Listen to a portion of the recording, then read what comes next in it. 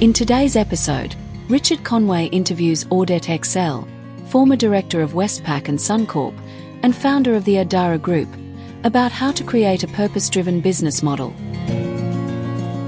Welcome to Minutes by Board Cycle. I'm your host, Richard Conway, and today my guest on the podcast is Audette Exel. Audette is an experienced non-executive director, having sat on the boards of Suncorp and Westpac, and she's also a social entrepreneur, having founded the Adara Group, whose unique business model we'll be discussing today. Welcome, Audette. Lovely to be here. So, Audette, to start off with, for any listeners who haven't heard of the Adara Group, would you mind outlining what it does and, in particular, your business for purpose structure?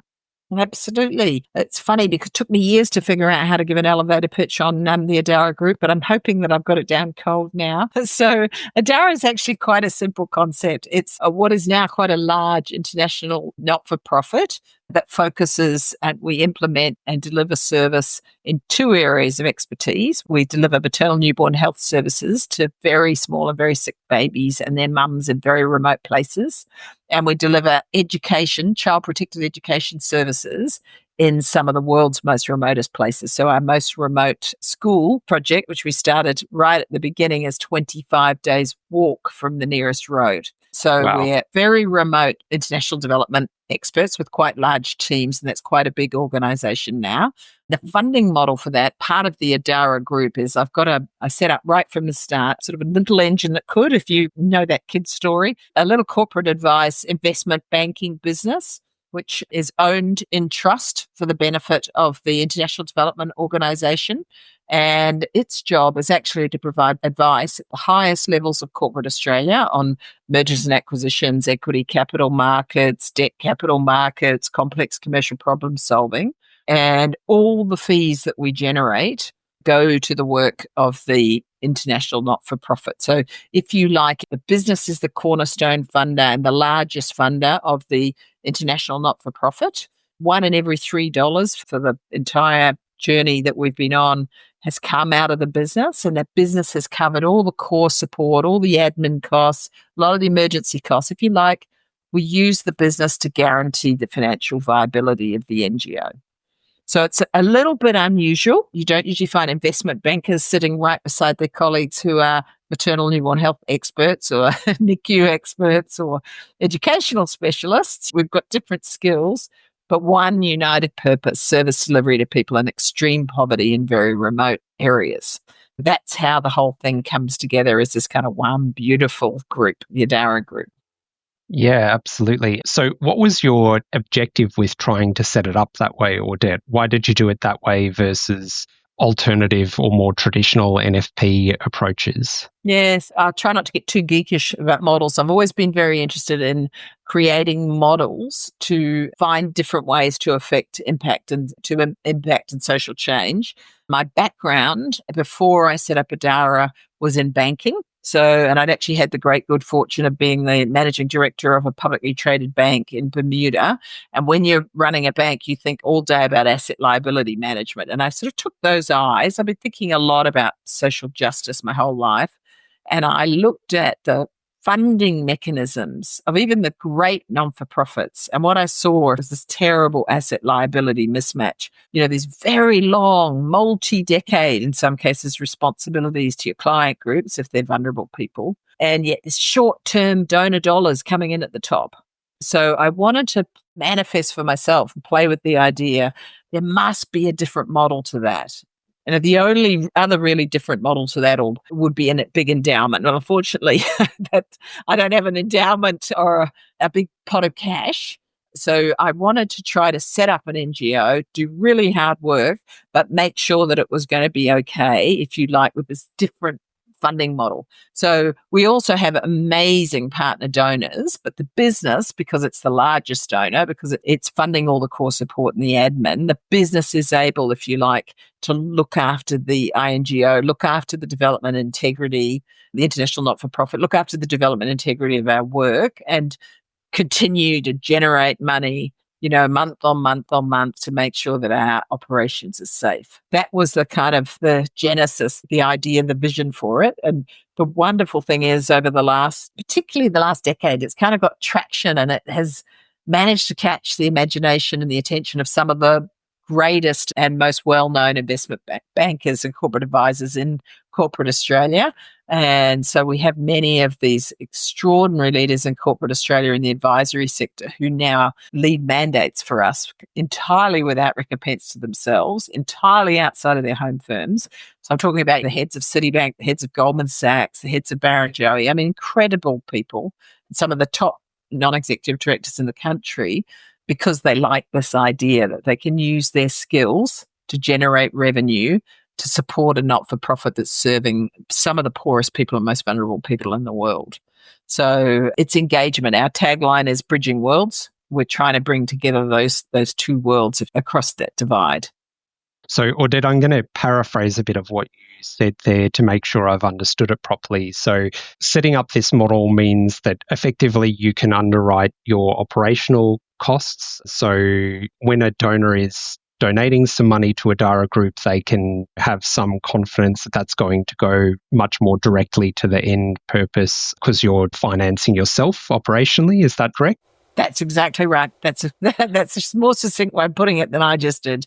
And then I was going to ask you, but I think you've answered this. So you're less reliant on donors on a day-to-day basis than other NFPs, but you're conversely more reliant on the quality of the commercial advice that you're giving out. And I was going to ask how you guarantee that quality. And I think essentially you've answered it. It's from selection of the people who are donating their time for you. Yes, that's true. It's funny that you use the word guarantee.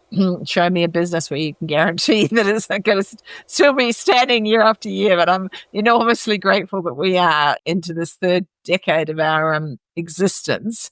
But yes, working with the best in the business is enormous help. Making sure that you're differentiated is an enormous help. But you touch on an incredibly relevant, important point. There are no guarantees. Every day we've got to get up and we've got to make sure this little business keeps doing its job and to make sure that we cover all those operational costs. Now, the good news is we've done that year on year on year is for 27 years. The bad news is who knows what's going to happen in the markets. So, we've been through plenty of times where the markets have shut down and I've sat around and thought, gosh, where am I going to earn my next dollar? It's amazing how driven you get when the outcome of what you do is not enriching shareholders, but it's providing service to people in incredible need. So fingers crossed we're going to be able to do that for years to come. And I'm imagining also, Audette, for your panel members, it's a way that they can effectively leverage their own skills to deliver to Adara much more than they might be able to do personally as well, because they're giving their time to Adara, but what Adara is getting is what the end client is willing to pay for that person's time rather than directly that person's time. Spot on. And there is something, I realized in the first 15 years or so where I was sort of leading the deals and the mandates and I was the face out the front, what an incredibly enriching and joyous experience it was to use all those business skills that I had to advise clients, and you make a couple of $1 million, and the feeling you get when you know you're going to save life, like a lot of life. And I realized that, we see that in the legal fraternity, they've got pro bono law in the accounting fraternity. But when I looked at the advisory community, investment banking, I saw that, that's really missing.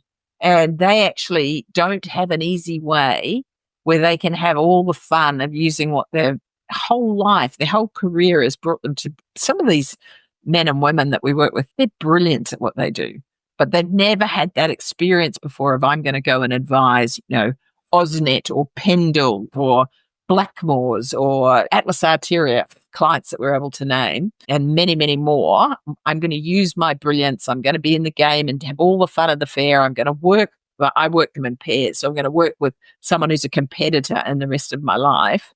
And oh my goodness, I'm going to generate hundreds of thousands, millions of dollars, and tens of thousands of women are going to be able to give birth safely, or thousands and thousands of kids who otherwise wouldn't be able to do it are going to go to great schools. So yes, watching that, and as the panel, we call them the Adara panel, have really started to get into this, watching how it's enriched their lives has actually enriched mine too. It's wonderful. And many of them have now been to see the work as well. So that's kind of a double whammy. I know once I get them on project site, they're stuck with me forever because it kind of breaks their heart open. But yes, use your skills for purpose. It's a very powerful motivator. Yeah, absolutely.